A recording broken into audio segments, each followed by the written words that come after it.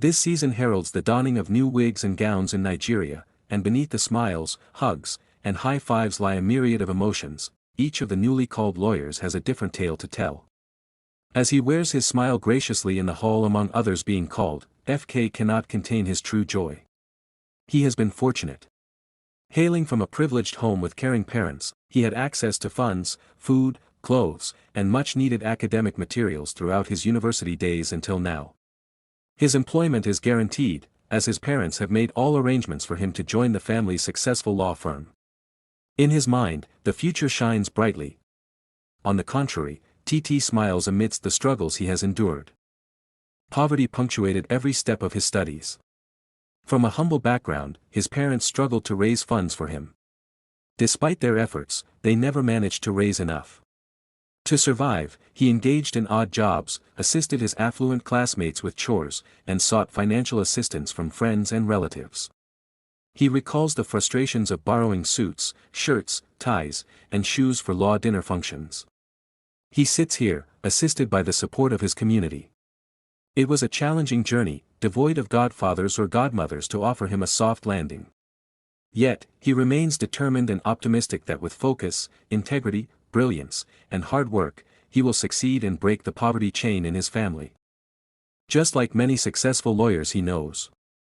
He hopes that when he achieves success, his children will not use their wealth to oppress the less fortunate. For GS, she dubs herself a survivor. At every stage, she grappled with the urge to give up. The pressure was overwhelming. Should she yield or stand firm? It had nothing to do with cults or finances but everything to do with the pressure of sexual favors from those entrusted to protect, care for, and educate her. Some of them, at least. "Meet me at Hotel A," still echoes in her mind as a friend gives her a passing high five. She has no idea what she endured, nor does she comprehend the trials she faced. Her journey was far from easy. She suffered depression due to constant sexual advances and devised various means to evade her predators. Some of her classmates, she knew, succumbed, while others resisted.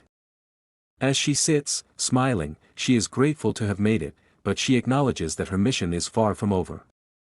She must advocate for many like her, victims of sexual harassment.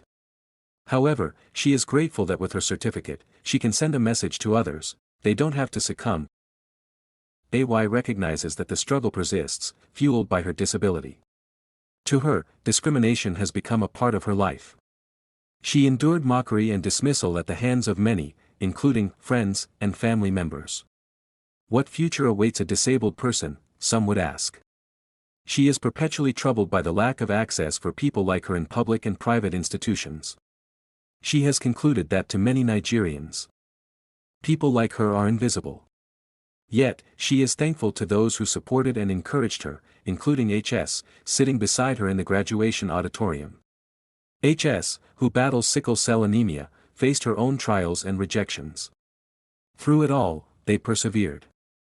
She looks at HS with a reassuring smile, silently conveying, "We will overcome." BQ sits, lost in thought. He reminisces about the struggles that led him here. He recalls the disappointments of securing admission to study law at university. He nearly gave up. He remembers his parents and the promise he made to them, to become a lawyer. They were devout believers who prayed fervently for him. Unfortunately, the year he gained admission was the year they passed away. Life became arduous. He cried out to the Lord and sought solace from strangers. He networked, shared his struggles with responsible individuals he met, and made them his mentors. Temptations came knocking, invitations to join cults, transport drugs, become a political thug, or engage in other illicit activities. Yet, he rejected them all, mindful of his parents' advice that, "a good name is better than gold and silver." His integrity shone through, and strangers became his benefactors, embracing him as part of their families. His prayers were answered, and he became a lawyer. "Thank you, Mom, Dad, mentors, and benefactors," he whispered with a smile, tears streaming down his face. "I miss you, Mom and Dad. I wish you were here today, but I hope I have made you proud, and I will strive to excel further in practice. My integrity will remain intact, I promise," he vowed, biting his lower lip. ML reflects on her journey to this point. It wasn't poverty that drove her but the desire for more. She succumbed to peer pressure and sought to live a counterfeit life. Unlike some friends who turned to prostitution due to poverty, hers was a deliberate choice. She recalls the risks and abuses she endured for financial gain. There were many narrow escapes. I could have perished at the hands of many. As others stand applauding the speaker, ML sits deep in thought, resolved never to return to that life again. I will establish an NGO to help people like me avoid such a lifestyle. That's my graduation gift to myself, she pledges silently.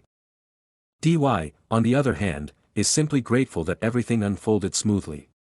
Her parents, alive and well, provided her with a nurturing upbringing, and she allowed their guidance to shape her path. While not affluent, they were not destitute either. Content with her circumstances, she never faced any form of abuse. With a caring boyfriend by her side, life has been generous to her, and she wishes herself a fulfilling journey as a lawyer. As each of the new lawyers gets lost in their thoughts, they hear the speaker conclude his speech, and so, as you venture into the world, I urge you all to make integrity your cornerstone, seek mentorship from the right people, ensure you network with fellow professionals that will enhance your career. Balance work with life, spend wisely and invest in your future, relate with positive-minded people, improve your communication skills, keep learning, respect others notwithstanding their state in life, love your family and create room to be loved and to love, travel extensively, don't neglect your family in your quest for success, shun procrastination, arrogance, corruption and anything that could tarnish the integrity of this noble profession. And pay attention to your health. May you be blessings to yourselves, your families, your profession, and your nation. May you enjoy long-lasting health. Congratulations, my learned colleagues, with renewed determination and a sense of purpose. They step forward into the next chapter of their lives, carrying with them the lessons learned and the stories that shaped them.